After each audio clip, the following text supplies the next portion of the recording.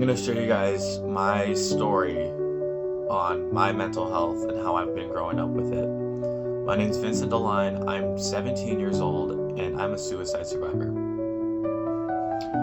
Growing up, I've been around the environment of poor mental health in school, around my friends, and it put a huge effect on mine. And my first ever thought of suicide or self-harm, I was 12 years old in the 8th grade, so I was almost 13, and that's when I had my first thoughts of it. And from the period to near the end of the 8th grade up to near the end of the 9th grade, I struggled with self-harm, and it eventually got noticed by the school after I was forced to take off my sweater during gym class. And I got called to the office and I'm talking to the vice principal, and he said that, hey, your gym teacher found cuts on your arm. And I told him I don't want anyone knowing about this. I don't want any calls to be made. And then I get home to a call from my mother. And I never really got the help that I needed. So throughout the end of grade 9 to grade 10, it kind of stopped for a while. I kind of chilled out, and then it was kind of on and off until around, I'd say, the end of 11th grade.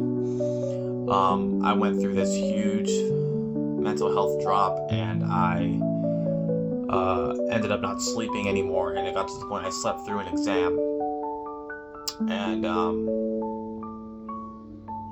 that night I was done. I just missed an exam. I'm not sleeping well. I'm not good to my friends. I don't think I'm good enough for my family. And I started writing letters. I had plans to take my own life that night, but I was lucky enough where as I was writing those letters, one of my buddies called me,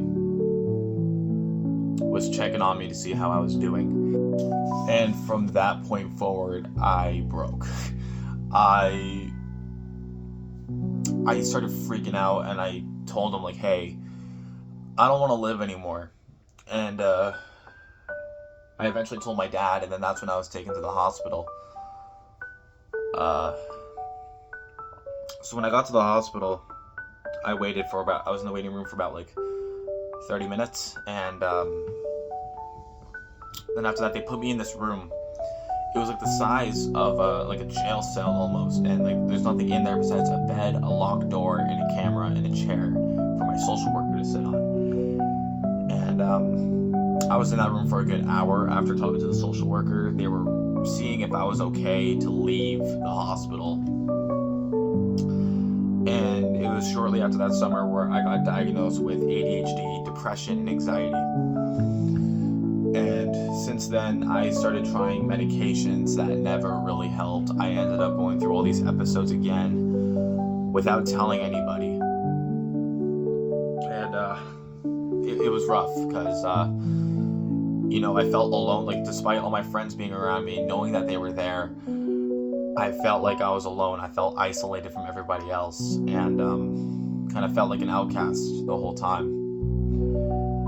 And at that point, I was in a bad relationship. I got cheated on 3 times, and it made me question on if I was really enough. And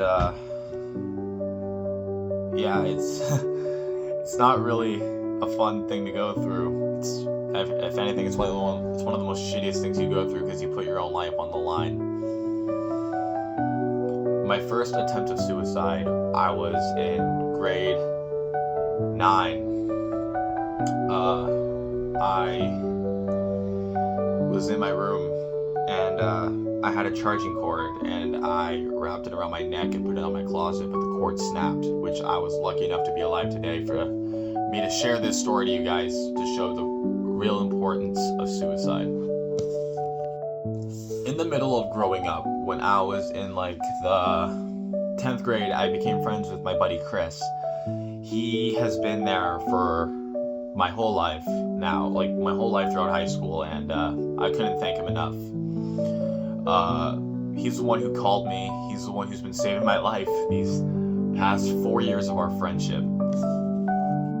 There's a couple of friends that have helped me through everything that I can't thank enough. I gotta thank my longtime best friend now, Bree, and I gotta thank Chris, and I gotta thank Alex. I gotta thank everyone who has helped me these past few years, because without them, I don't know if I would have been here. But the reason I'm uploading this is because life's gonna be a struggle. Suicide is one of the biggest leads of causes of death in both men and women. 720,000 people a year commit suicide because they don't have the help they need. But the message I have to give out is suicide is a permanent solution to a temporary problem. It's never going to be worth it, because all that pain and all that suffering that you've had within yourself that drove you to take your life is now put on to everybody else who is wondering, how could I have helped them? What could I have done? What sign could I had that I should have called them? They'll start looking through the texts you guys used to have, and they'll look for clues, and it'll leave everybody confused and lost if you took your life. And I guess that's not something I really considered when I was planning these things. And there's always help around. There's always extensions you can call. If you're still in school, you can talk to your counselor, talk to your parents, talk to your friends, talk to anybody.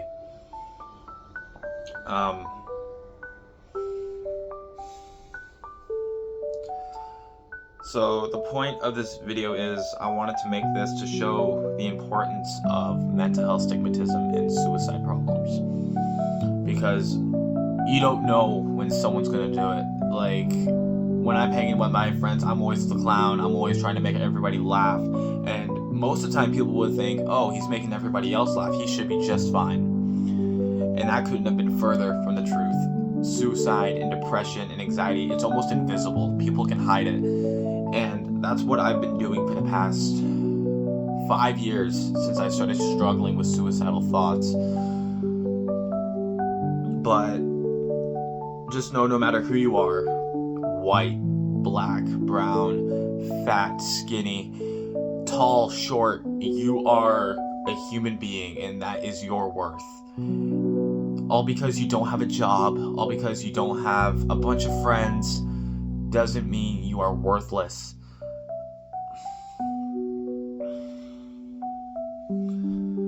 And you're always enough, and there's always help.